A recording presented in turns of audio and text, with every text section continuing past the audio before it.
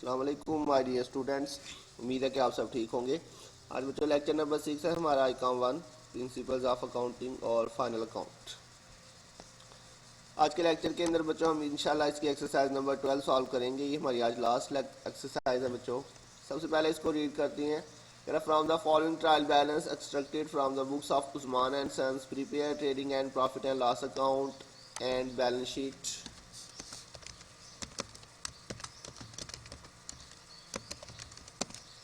For the year ended 31 December 2005। जी बच्चों अपने नोट्स पे यहाँ पे ऐड कर लीजिएगा। बैलेंस शीट शायद मिस है, तो इसमें आपने बच्चों trading and profit and loss account और बैलेंस शीट बनाना है। तो सबसे पहले बच्चों इसका फॉर्मेट बनाते हैं। ये इसका फॉर्मेट है। यहाँ पे आपके पास बच्चों सबसे पहले क्या आता है जी, ओपनिंग स्टॉक। तो क्वेश्चन में देखते हैं ओपनिंग स्टॉक बच्चों गिवन है हमें। स्टॉक यहाँ पे बच्चों डेट है 31 दिसंबर 2005, जबकि यहाँ पे लिखा जी 1 जनवरी 2005। तो ये इसका मतलब हुआ कि ये हमारा ओपनिंग स्टॉक है 1,20,800। तो ओपनिंग स्टॉक बच्चों आ जाएगा यहाँ पे हमारे पास 1,20,800। ये हमारा ओपनिंग स्टॉक आ गया। इसके बाद बच्चों नेक्स्ट हमारे पास परचेजेज है। परचेज में से हमने परचेज रिटर्न जो है वो माइनस करना होता है। तो इसमें देखें ज़रा, परचेज रिटर्न उसने हमें कहीं पे दिया हुआ है, तो बच्चों कोई उसने हमें परचेज रिटर्न नहीं दिया हुआ, तो इसलिए हम डायरेक्टली इसको आउटर कॉलम में लिखेंगे 4,63,200। परचेजेज आ जाएगा 4,63,200। जी बच्चों इसके बाद हमारे पास आएंगे इनडायरेक्ट एक्सपेंसेस। ये बच्चों उसने रिटर्न इनवर्ड दिया हुआ है। तो रिटर्न इनवर्ड जो है ये हमारा सेल रिटर्न का नाम है, ये याद रखिएगा, हमने शायद पढ़ा भी था। तो रिटर्न इनवर्ड जो है ये सेल रिटर्न का ही नाम है, और परचेज रिटर्न को रिटर्न आउटवर्ड भी कहता हूँ।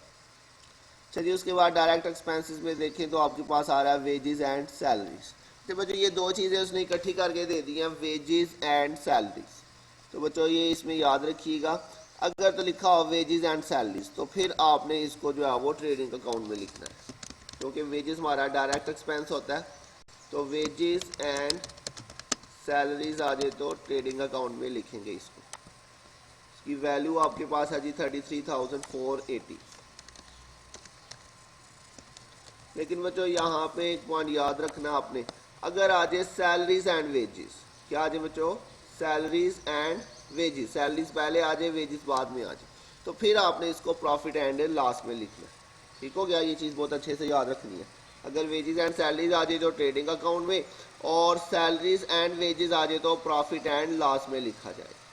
बिल्डिंग हमारा फिक्स्ड एसेट है, cash in hand, cash at bank, drawings, motive power. जी बच्चों मोटिव पावर भी हमारा डायरेक्ट एक्सपेंस है 4600।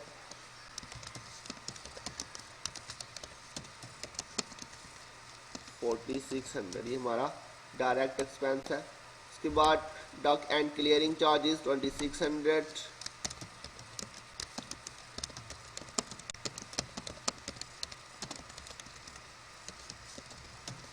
ये भी बच्चों डायरेक्ट एक्सपेंस है। और कूल गैस वाटर 3400।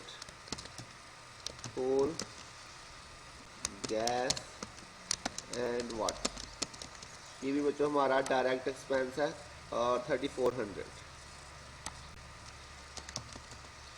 तो जी बच्चों इस क्वेश्चन के अंदर उसने हमें काफ़ी जो है वो डायरेक्ट एक्सपेंसेस दिए हुए हैं। ये सारी चीज़ें आपकी फॉर्मेट में लिखी हुई हैं, एक दफ़ा चेक कर ले जाके अपने फॉर्मेट में, अगर कोई चीज़ मिस है तो आप उसको ऐड कर लीजिए। अच्छा, जिसके बाद सैलरीज, इंटरेस्ट ऑन ओवरड्राफ्ट, ये हमारे जो है वो इनडायरेक्ट एक्सपेंसेस। दूसरी साइड पे बच्चों आ जाए सेल आ जाएगा 4,08,000, और इसमें से बच्चों रिटर्न इनवर्ड, ये हमारे सेल रिटर्न का ही नाम है। ठीक हो गया बच्चों, याद रखिएगा रिटर्न इनवर्ड किसका नाम है, सेल रिटर्न का ही ये नाम है। तो ये मैंने वैसे ब्रैकेट में लिख दिया आपको याद रहे। तो रिटर्न इनवर्ड याद रखिएगा। तो सेल हमारे पास है जी 4,08,000, ये आपके पास इधर आ जाएगी जी सेल 4,08,000। इसमें से आपने बच्चों क्या करना है, लेस रिटर्न इनवर्ड। तो रिटर्न इनवर्ड हमारी सेल रिटर्न का ही नाम है। तो रिटर्न इनवर्ड कितना है जी 7,280। 7,280 लेस करेंगे बच्चों सेल में से इसे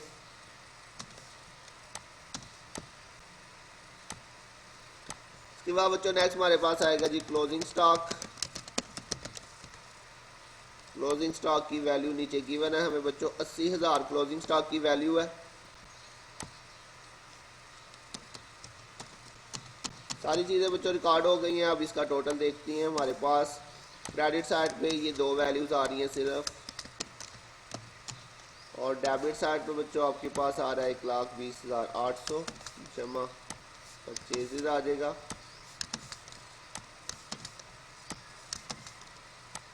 जी बच्चों इन सब का टोटल किया हमने। तो इस क्वेश्चन के अंदर बच्चों ये पहली दफ़ा हमारे पास क्वेश्चन आया है जिसमें ये डेबिट साइड जो है वो बड़ी आ रही है।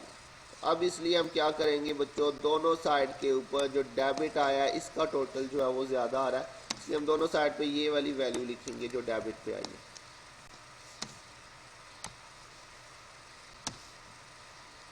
बच्चों इनको लाइंस आपने याद से लगानी है। बहुत सारे बच्चे जो है वो यहाँ पे लाइंस नहीं लगाते हैं। अच्छा जो डिफरेंस लेते हैं इनका, जो सी मर्जी वैल्यू बड़ी हो बच्चों आपने माइनस नहीं साथ में लिखना। ये हमारे पास डिफरेंस आ गया बच्चों। अब इसमें से देखें जी कौन सी साइड छोटी आ रही है। ये वाली साइड छोटी है, क्रेडिट साइड। तो इनमें से बच्चों क्रेडिट साइड कौन सी है, ये डेबिट साइड होती है और ये हमारी क्रेडिट साइड होती है। तो बच्चों ये वाली साइड छोटी आ रही है, क्रेडिट साइड, ये देखेंगे। तो इसलिए जो डिफरेंस है वो कौन सी साइड पे आएगा, क्रेडिट साइड। क्लियर हो गया बच्चों। ये फर्स्ट टाइम ये क्वेश्चन आया जिसके अंदर जो है वो यहाँ पे डेबिट साइड बड़ी आई है और क्रेडिट साइड जो है वो छोटी आई। ठीक हो गया। इसलिए हमने डिफरेंस जो है वो कौन सी साइड पे लिख दिया, क्रेडिट साइड। तो यहाँ पे मैंने आपको बताया था अगर डिफरेंस आएगा तो उसको हम लिखेंगे ग्रॉस लॉस सीडी। क्लियर हो गया। इधर हम ग्रॉस प्रॉफिट लिखते थे और इधर आएगा तो ग्रॉस लॉस लिखेंगे। तो बच्चों अपोजिट साइड पे ट्रांसफ़र करना होता है। जैसे यहाँ पे आता है बैलेंस ग्रॉस प्रॉफिट का, तो उसको हम इस साइड पे ट्रांसफ़र करते हैं। अब ये ग्रॉस लॉस आया इस साइड पे, तो बच्चों हमने इसको जो है ना वो इस साइड पे ट्रांसफ़र करना है 1,47,360, और ये यहाँ पे हमारे पास आ जाएगा जी ग्रॉस लॉस बीडी। ठीक हो गया। इधर ग्रॉस लॉस सीडी आएगा, इधर ग्रॉस लॉस बीडी आएगा। तो ये बच्चों फर्स्ट क्वेश्चन आया, इसको ध्यान से ज़रा कीजिएगा, इस पॉइंट को याद रखना है। अब इसके बाद बच्चों बाकी जो एक्सपेंस है वो हमने रिकॉर्ड करने हैं। उनके अंदर बच्चों सबसे पहले हमारे पास आ रहा है जी जनरल एक्सपेंसेस 13,960। General expenses 13,960। और उसके बाद बच्चों नेक्स्ट है हमारे पास salaries 19,640।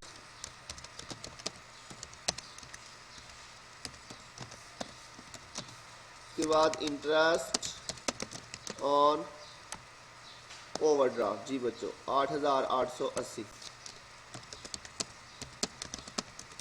8,880। Sale capital bank overdraft sundry creditors. अच्छा बच्चों इसके अंदर देखें तो इस साइड पे आपके पास कोई भी अमाउंट नहीं आई। तो बच्चों बिल्कुल सिंपली क्या करेंगे, जब एक साइड पे अमाउंट नहीं होगी तो लेजर में भी आपको याद हो तो हम ऐसे करते थे, जब एक साइड पे अमाउंट हो और दूसरी साइड पे अमाउंट ना हो तो आपने क्या करना है, उसका टोटल करना है, उसी को दोनों साइड पे लिखना है और उसी को आपने बैलेंस में लिखना है। इसमें आपके पास ये सिर्फ डेबिट साइड का ही टोटल आ रहा है, बस क्रेडिट साइड पे कुछ भी नहीं आ रहा। तो अब क्या करेंगे, टोटल में दोनों साइड पे यही वाली वैल्यू लिखेंगे।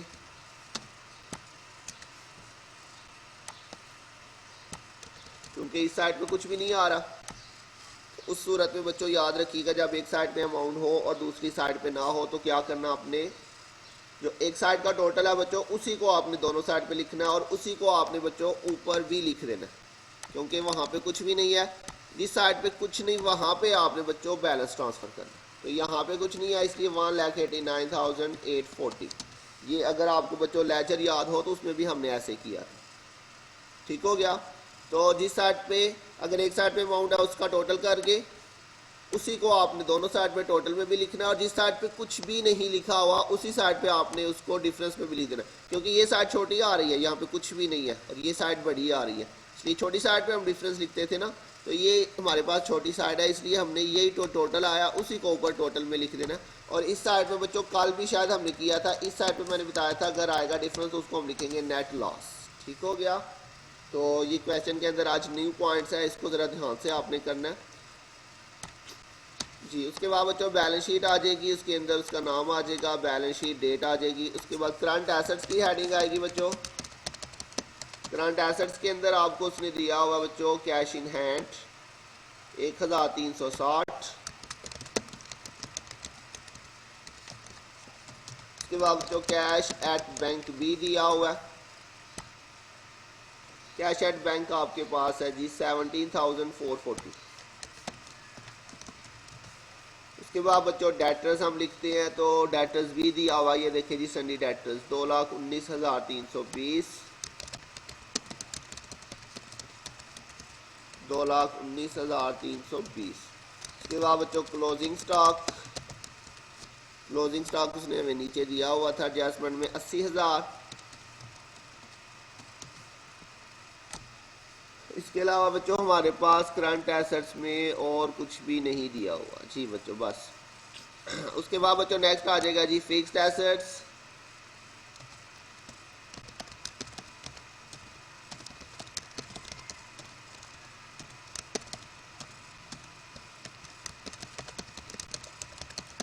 बच्चों लॉन्ग टर्म इन्वेस्टमेंट किसी भी क्वेश्चन में नहीं आया हमारे पास। फिक्स्ड एसेट्स आ जाएंगे। फिक्स्ड एसेट्स के अंदर बच्चों उसने हमें देखते हैं क्या दिया हुआ है जी, प्लांट बिल्डिंग जी, ये दो चीज़ें दी हुई हैं। प्लांट है 45,240, प्लांट 45,240। प्लांट के बाद बिल्डिंग है बच्चों हमारे पास, बिल्डिंग की वैल्यू है 1 लाख। बस ये दो हमारे पास फिक्स्ड एसेट है। इस साइड में बच्चों करंट लाइबिलिटीज़ आ जाएंगी। करंट लाइबिलिटीज़ के अंदर सबसे पहले हमने क्रेडिटर्स लिखना होता है बच्चों, तो ये दिया हुआ उसने हमें सन्डी क्रेडिटर्स 2,40,000।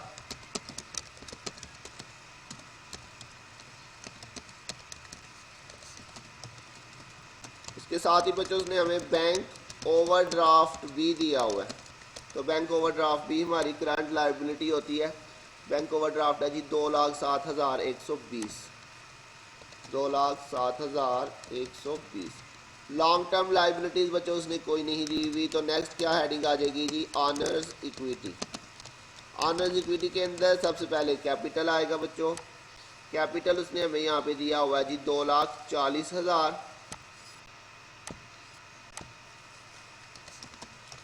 इसके अंदर बच्चों हमने ऐड करना होता है नेट प्रॉफिट,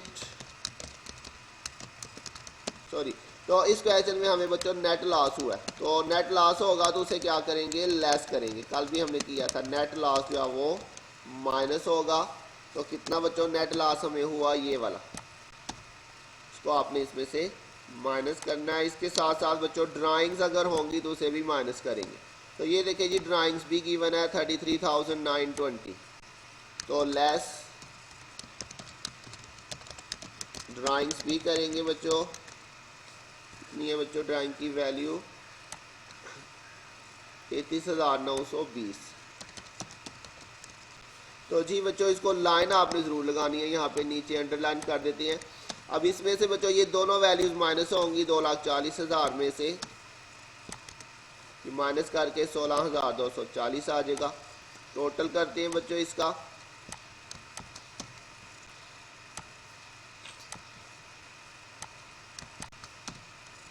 जी बच्चों दोनों साइड का टोटल जो है वो बिल्कुल सेम आ रहा है।